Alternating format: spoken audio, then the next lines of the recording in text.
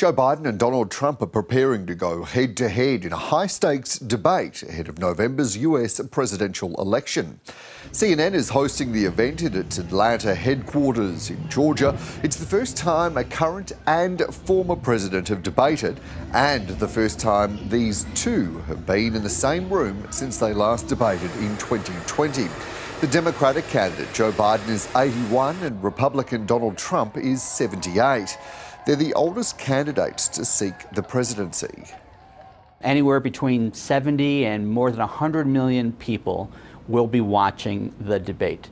That is more than any other single event, whether it's an individual campaign event or their conventions or the part of their conventions where they give their speech accepting the nomination.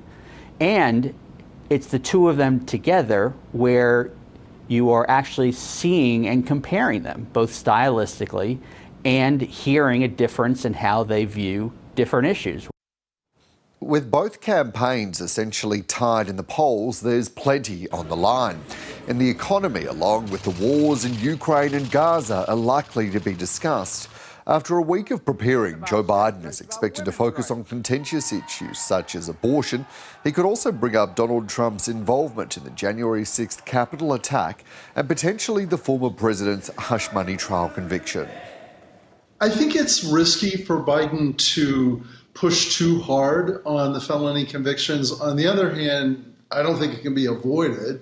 And I think if he makes it part of a broader issue about Trump's fitness for office and some of the things that he's done, more of a character issue than specifically about that trial and that outcome.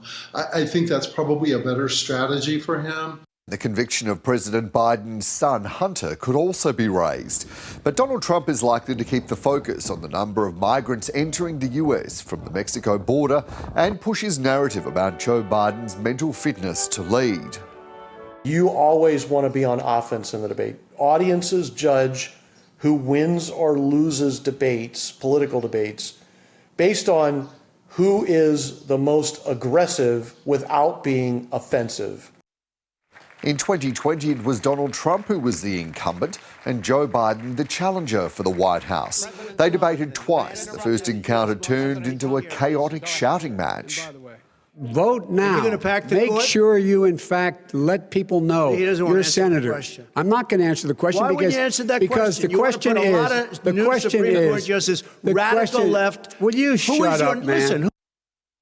The debate will last for 90 minutes with 2 commercial breaks. The candidates will each have a podium and be given a pen, paper and bottle of water.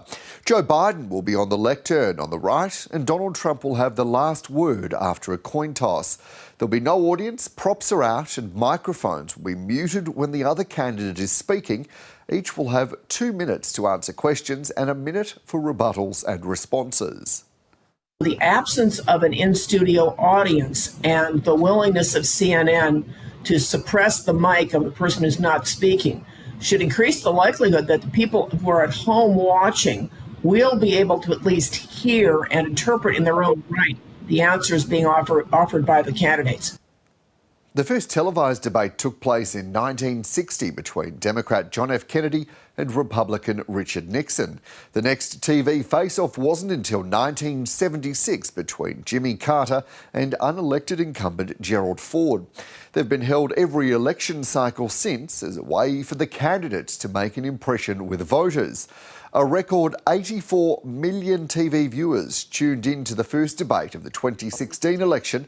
That was between Donald Trump and his Democratic challenger Hillary Clinton. I have a feeling that by the end of this evening, I'm going to be blamed for everything that's ever happened. Why not? Why not? Yeah. It's still more than 4 months out from polling day, making this debate the earliest in modern US history. It's one of 2 confirmed so far. The second will take place in September. Voters say they'll be watching for a number of reasons. I just want to know what their policies are going to be with regard to the economy, with regard to the problems this country is facing. I'm definitely planning on watching it and kind of hearing from both sides, how are they going to help the country and help the people and really kind of help make our decision easier for who to vote for. Pretty much middle-class American needs some answers to what's going on and how we can change the direction of where we're going right now. I'm going to be looking for which candidate, answers very confidently, who's bringing truth to the story, and I think there's a lot of light that needs to be shed against both candidates.